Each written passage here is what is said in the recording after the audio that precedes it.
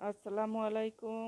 মহারানীর রান্নাবান্না ব্লগে আজকে থাকছে বাদশাহী চিকেন রোস্ট। আপনারা যে কোনো ধরনের মুরগি দিয়ে অনায়াসে এই বাদশাহী চিকেন রোস্ট রান্না করে নিতে পারবেন। খুবই ঐতিহ্যবাহী এই বাদশাহী চিকেন রোস্ট আমি আপনাদের সাথে আজকে A to Z শেয়ার করব। একদমই ট্রেডিশনাল পদ্ধতিতে এই বাদশাহী চিকেন রোস্ট রান্না করেছি। চলুন আগে মশলা তৈরি করে নেই। এখানে 3 টুকরো দারুচিনি নিয়েছি, একটি কালো এলাচ নিয়েছি, 8 টুকরো সবুজ এলাচ নিয়েছি, একটি স্টার এলাচ নিয়েছি, 1 টেবিল চামচ শাহি জিরে নিয়েছি, 8 থেকে 10 টুকরো নিয়েছি লবঙ্গ, জয়ত্রী নিয়েছি 2টি ফুল, জায়ফল নিয়েছি মাঝারি সাইজের একটি, 1 চা চামচ নিয়েছি কালো গোলমরিচ, 1 চা চামচ সাদা গোলমরিচ, আর নিয়েছি 2 টুকরো তেজপাতা। এখন একসাথে গুঁড়ো করে নেব। গুঁড়ো হয়ে গেলে আমি একটি এয়ারটাইট বক্সে রেখে দেব সংরক্ষণের জন্য। যতটুকু প্রয়োজন হয় ততটুকু রান্না করব, বাকিটা রেখে দেব পরবর্তী রান্নার জন্য। এই পরিমাণে নিলে আপনারা 4টা মুরগির রোস্ট করে নিতে পারবেন 4 কেজি ওজনের। আমি আজকে আপনাদেরকে একটি মুরগির রোস্ট করে দেখাবো 1 কেজি ওজনের। আমি যে মশলা ব্যবহার করব 2টি মুরগির জন্য, আপনারা যদি করতে চান তাহলে তার ডাবল মশলা নেবেন। এর বেশি পরিমাণ মুরগি রোস্ট করতে চাইলে আপনারা 75% হারে যোগ করে নেবেন। এভাবে করে অনায়াসে 8 থেকে 10টি মুরগির রোস্ট করে নিতে পারবেন। এভাবে করে মশলা সংরক্ষণ করে আপনারা 2 থেকে 3 মাস রেখে দিতে পারেন, একদমই ভালো থাকবে, ফ্লেভার নষ্ট হবে না। চলুন দ্বিতীয় ধাপে এবার বাদাম ব্লেন্ড করব। 1 টেবিল চামচ কাঠবাদাম, 2 টেবিল চামচ কাজু বাদাম, 3 টেবিল চামচ চীনাবাদাম এখন একসাথে ব্লেন্ড করে নেব। একটি বাটিতে ঢেলে নিলাম। এখানে প্রায় 5 টেবিল চামচ বাদাম হবে। এর মধ্যে অন্যান্য মশলা দিয়ে দেব।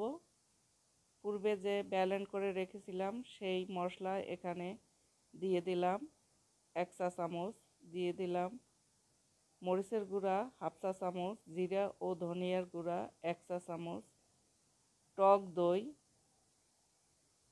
4 চা চামচ, আর দিয়ে দেব 3 চা চামচ টমেটো সস। এখন একসাথে একটি পেস্ট বানিয়ে এক পাশে রেখে দেব। কড়াই বসিয়ে দিলাম, তাতে দিয়ে দিলাম 1 কাপ পরিমাণ পেঁয়াজ বেরেস্তা করার জন্য। অন্যদিকে মুরগিতে মশলা মাখিয়ে নেব। দিয়ে দিলাম লবণ, সামান্য পরিমাণ হলুদের গুঁড়া, সামান্য পরিমাণ মরিচের গুঁড়া। এখন একসাথে মাখিয়ে নেব। আমি এখানে কোনো কালার ব্যবহার করব না, তাই সামান্য পরিমাণ হলুদ ও মরিচের গুঁড়া ব্যবহার করেছি। আপনারা যদি কালার ব্যবহার করেন তাহলে হলুদের গুঁড়া কিংবা মরিচের গুঁড়া না দিলেও চলবে। এই তো মাখানো শেষ। অন্যদিকে পেঁয়াজের বেরেস্তা রেডি করে নিচ্ছি। যখন দেখব লাল লাল হয়ে এসেছে তখন পুরোটুকু পেঁয়াজ একটি বাটিতে তুলে নিব।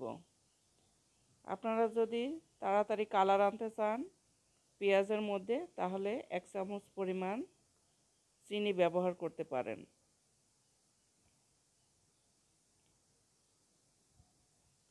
তো পেঁয়াজ বেরেস্তা রেডি হয়ে গিয়েছে। আমি এখন একটি বাটিতে তুলে সামান্য পরিমাণ চিনি দিয়ে দিলাম। এবার ম্যারিনেট করা মুরগির পিসগুলো একে একে বেরেস্তা ভাজার তেলের মধ্যে দিয়ে দিলাম।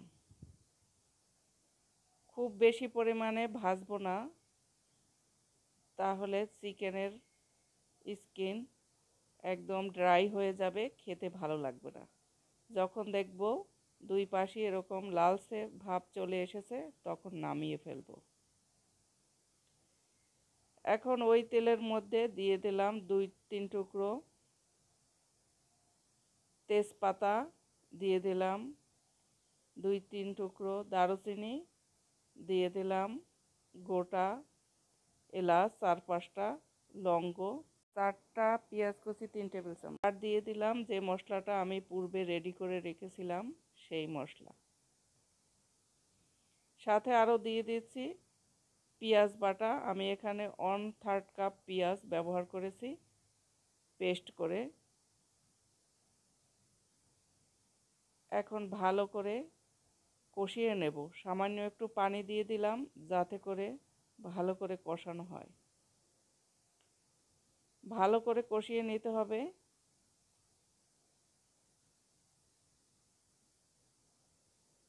যাতে করে পেঁয়াজের গন্ধ না থাকে। অনবরত নেড়েচেড়ে কষিয়ে নিতে হবে। এই পর্যায়ে ভাজা ভাজা হয়ে আসলে এখন আমি এর মধ্যে দিয়ে দেব আদা ও রসুন পেস্ট। আমি এখানে 1 চা চামচ করে আদা পেস্ট দিয়েছি, 1 চা চামচ রসুন পেস্ট দিয়েছি। যে কোনো দুধ কিংবা বাদাম দিয়ে রান্না রেসিপির মধ্যে বেশি পরিমাণে আদা ও রসুন ব্যবহার করতে হয় না। রান্না ভালো লাগলে লাইক, শেয়ার, কমেন্ট করতে ভুলবেন না প্লিজ। ভাজা ভাজা হয়ে আসলে আমি মুরগির পিসগুলো এর মধ্যে দিয়ে দেব। আপনারা যদি চান তাহলে পেঁয়াজের পরিমাণ আর একটু কমিয়ে দিতে পারেন, বাদামের পরিমাণও আর একটু কমিয়ে দিতে পারেন। আমার বাসায় বাচ্চারা খাবে, গ্রেভি পছন্দ করে, তাই আমি একটু বেশি পরিমাণে দিয়েছি। এই পর্যায়ে আপনারা দিয়ে দেবেন কিশমিশ, আলু বোখারা, কাঁচা পাকা কাঁচামরিচ, আর দিয়ে দেব বেরেস্তার 3 ভাগের 2 ভাগ। ভালো করে কষানো শেষ। দেখতেই পাচ্ছেন একদম গায়ে মাখা মাখা অবস্থায় আছে। এখন আমি এর মধ্যে 300 ml পানি নিয়েছি, তাতে দিয়ে দিলাম 1/3 কাপ গুঁড়া দুধ। এখন আমি এর মধ্যে ঢেলে দিলাম।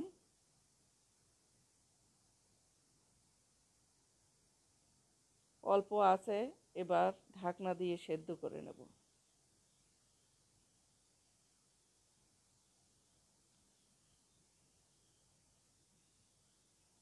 এক পর্যায়ে ঢাকনা খুলে দিলাম, আর দিয়ে দিলাম 4 চা চামচ ঘি।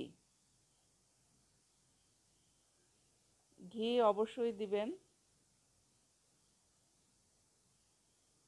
রান্নার মাঝ পর্যায়ে দিবেন। মাঝে মাঝে একটু উল্টে পাল্টে নেড়ে চেড়ে ভালো করে মিশিয়ে দিতে হবে।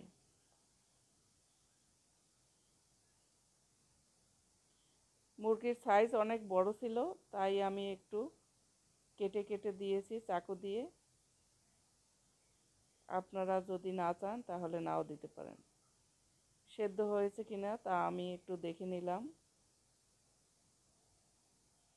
আর 10 মিনিট রাখলেই হয়ে যাবে পুরোপুরি রান্না। এখন এতে চিনি দিয়ে দেব 1 চা চামচ পরিমাণ। খুবই অসাধারণ ছিল এই রান্না। আপনারা একবার হলেও এভাবে করে রান্না করবেন, যাকেই খাওয়ান না কেন। একদম সবাই খুশি হয়ে যাবে।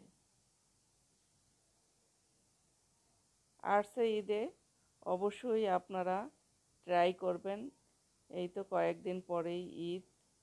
ঈদের সময় অবশ্যই আপনারা বাদশাহী চিকেন রোস্ট রাখবেন আপনাদের মেনুতে। উপর থেকে আরেকটু বেরেস্তা ছড়িয়ে দিলাম। আমি একটি প্লেটে আপনাদেরকে পরিবেশন করে দেখিয়ে দিচ্ছি।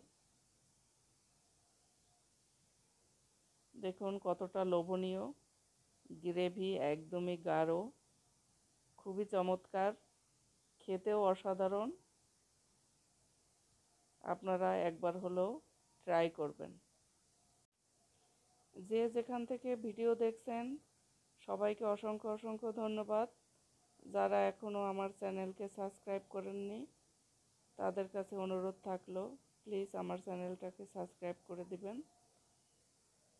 বেল বাটনে অবশ্যই ক্লিক করে রাখবেন, ভিডিও ছাড়া মাত্র আপনাদের কাছে পৌঁছে যাবে। এভাবে করে লোভনীয় খাবার পেতে আমার চ্যানেলের পাশে থাকবেন। আমি পোলাওয়ের সাথে পরিবেশন করেছি। আজ এ পর্যন্ত। ভালো থাকবেন, সুস্থ থাকবেন। সবাইকে ঈদ মোবারক জানাচ্ছি। আল্লাহ হাফেজ।